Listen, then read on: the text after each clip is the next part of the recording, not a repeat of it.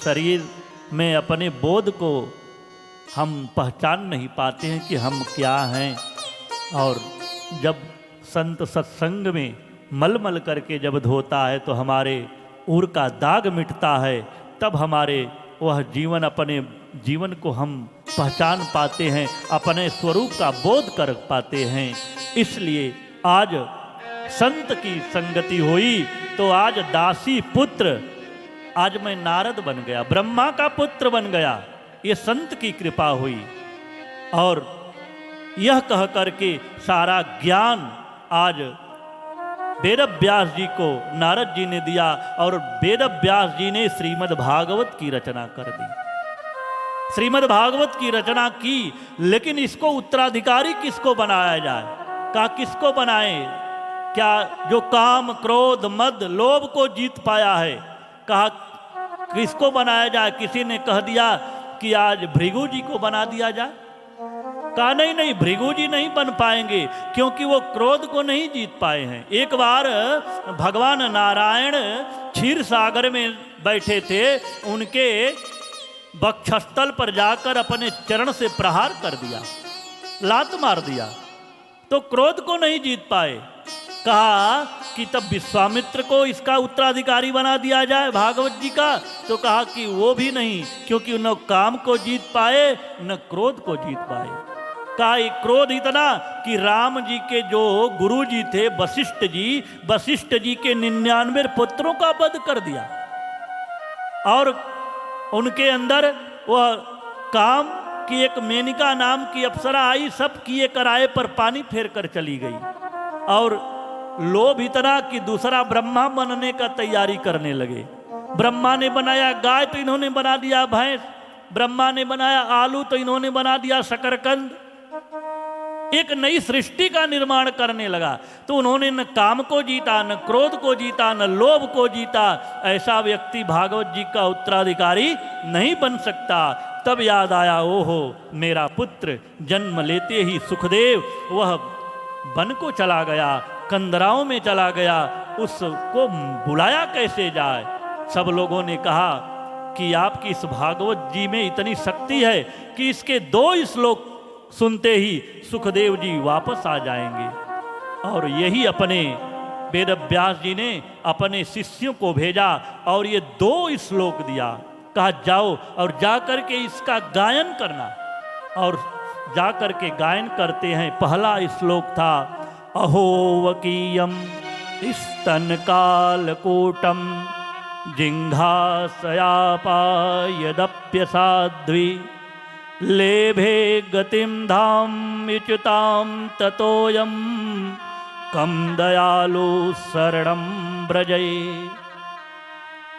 इसका अर्थ यही है, वो कहना चाहते थे कि अहो वकीयम स्तनकालकूटम जिंघासया पायदप्य साध्वी। वो पूतना विष लगा करके अपने स्तन पर गई भगवान को मारने के लिए, लेकिन भगवान ने उसे सदगति प्रदान कर दिया। भगवान कृष्ण ने उसे सदगति दे दिया, उसे मोक्ष दे दिया। बताइए कि कौन ऐसा होगा कि जो हमें मारने के लिए आएगा हम उसे फूलों की हार पहनाएंगे? कौन होगा? और भगवान कृष्ण ने जो गति माता जसोदा को देनी चाहिए, जो सदगति देवकी माता को देनी चाहिए, वही गति सबसे पहले पूतना को दे दिया, जो विष से मारने के लिए आई थी। कौन ऐसा दयालु होगा? कहा कि कहते हैं कि तोतोयम कहते हैं लेभे गतिम धाम उचिताम ततोयम कम दयालु शरणम ब्रजे। ऐसा दयालु और कौन हो सकता है भगवान कृष्ण को छोड़ करके? उनके जैसा कोई दयालु नहीं कि जो मारने के लिए आ रही है उसे अपना गति, अपना मोक्ष प्रदान कर दिया प्रभु ने। और यह दूसरा श्लोक था, भगवान के स्वरूप का वर्णन था। वरह पीडम नटवर वपो कर्णयो कर्णिकारम आज भगवान के उस स्वरूप का दर्शन, पीताम्बरी पहने हुए थे, प्रभु के उस कानों में कुंडल कुंडल सुशोभित हो रहा था, घुंघराले काले काले बाल थे, अधर पर मुरली बज रही थी। ऐसी दिव्य अलौकिक छटा को देख करके वह वर्णन कर रहे थे। कल वो नीलेश झा जी कह रहे थे कि ये डायरेक्ट जो ना ये जो पिक्चर देखते हैं तो ये भी लाइव पिक्चर चलता है। तो लाइव पिक्चर चल रहा है। जब भगवान की उस छवि का वर्णन किया जाता है तो हमारे उस स्मरण में ध्यान में आता है कि प्रभु की ऐसी ही छवि रही होगी। उस मुरली बजाते हुए प्रभु अपने उस माधुर्य रूप से सबका मन मोहित कर लेते थे। गोपियों का, बड़े बड़े गोप देवताओं का सबका मन मुग्ध हो जाता था। यहाँ तक कहा गया है भागवत जी में कि गायें भी जब प्रभु मुरली बजाते थे तो गायें भी चरना भूल जाती थी। गायें भी मुख में घास था लेकिन वो उसे चबाना भूल जाती थी। बछड़े दौड़ करके प्रभु के पास जाते थे, मानो कहना चाहते थे कि हे कन्हैया और मुरली बजाओ। इस मुरली की तान सुन करके हमें तो अब कहीं और रहा नहीं जाता। ये सुंदरता का वर्णन किया, प्रभु के उस सौंदर्य का वर्णन किया। बराह पीडम नटवर बपु, इस बैजंती का माल पहने हुए हैं, वह पीताम्बरी फहरा रही है प्रभु की, अधरों पर मुरली का निनाद कर रहे हैं प्रभु, और काले काले घुघराले बाल, अलकें, क्या सुंदर छटा है प्रभु की। ऐसी दिव्य अलौकिक इस श्लोक को सुन करके सुखदेव जी बाहर आए। सुखदेव जी बाहर आए और कहा हमें और ऐसा श्लोक सुनाइए, और ऐसा श्लोक कहा चलो आपके पिता 18,000 श्लोक लिख करके रखे हैं, चलिए और आते हैं। और वही उत्तराधिकारी सुखदेव जी को बनाते हैं, और सुखदेव जी इस कथा का गायन राजा परीक्षित को करते हैं। राजा परीक्षित की मुक्ति हो जाती है। यह भागवत जी की महिमा है। बोल वृंदावन बिहारी लाल की जय। आगे की कथा, अब महाभारत की कुछ कथाएं आती हैं, क्योंकि वेद व्यास जी की समाधि भाषा है।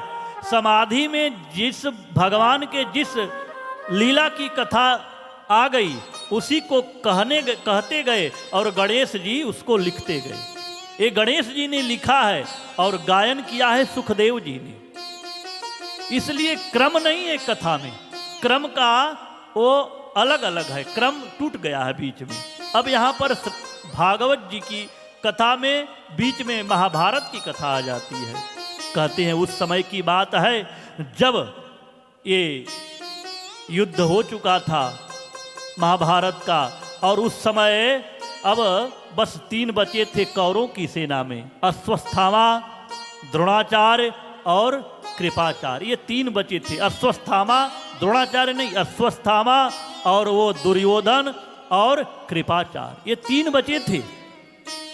और इधर 3 बचे थे, अपने बैठे थे। उस समय कहते हैं यदा मृदे कौरव सृंजयायानाम वीरेश्वथो वीर गतिम गतेशो बकौदरा विघ्न गदा विमर्श भग्नरुदंडे धृतराष्ट्रपुत्रे। वो धृतराष्ट्र का पुत्र दुर्योधन का जंगा भीम की गदाओं से टूट गया था। वो कराह रहा था, रो रहा था, चिल्ला रहा था, और अश्वस्थामा और कृपाचार्य देख करके दया आ रही थी।